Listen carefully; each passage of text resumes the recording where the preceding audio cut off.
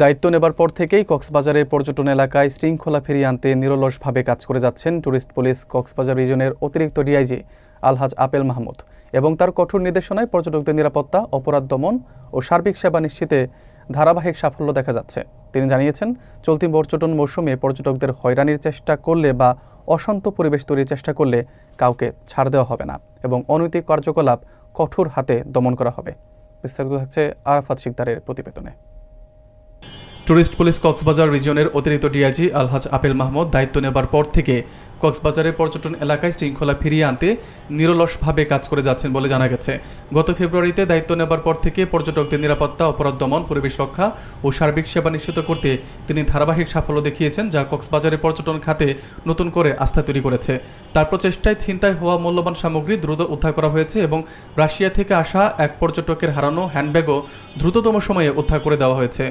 এছাড়াও পর্যটক হয়রানির অভিযোগে ক্যামেরা জব্দ করা এবং চুরি হওয়া ক্যামেরা উদ্ধারের ঘটনা ট্যুরিস্ট পুলিশের দ্রুত সাড়া দেওয়ার উদাহরণ।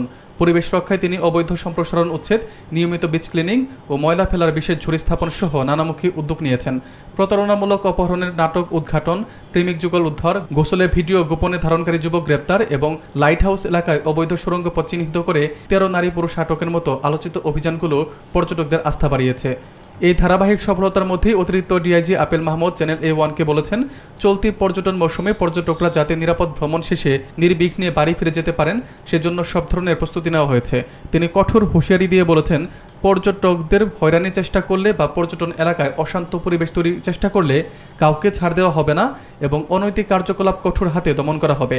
তার উদ্যোগে পচা মাছ বিক্রির রোধে অভিযান, বিভিন্ন স্পা সেন্টারে অনিয়ম বিরোধী ব্যবস্থা এবং ট্যুরিস্ট পুলিশ সার্ভিস সেন্টার স্থাপনের মাধ্যমে সেবার মান দৃশ্যমান হয়েছে।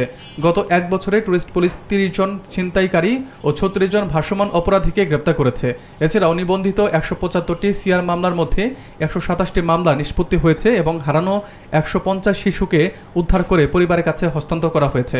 পর্যটন নিরাপত্তা ও শৃঙ্খলা প্রতিষ্ঠায় অতিরিক্ত ডিআইজি আপেল মাহমুদের নেতৃত্বে ট্যুরিস্ট পুলিশের এই ধারাবাহিক সাফল্য কক্সবাজারকে একটি নিরাপদ, পরিবার বান্ধব ও আন্তর্জাতিক মানের পর্যটন শহর হিসেবে গড়ে তুলতে গুরুত্বপূর্ণ ভূমিকা রাখছে বলে পর্যটক ও পর্যটন সংশ্লিষ্ট ব্যক্তিরা অভিমত দিয়েছেন।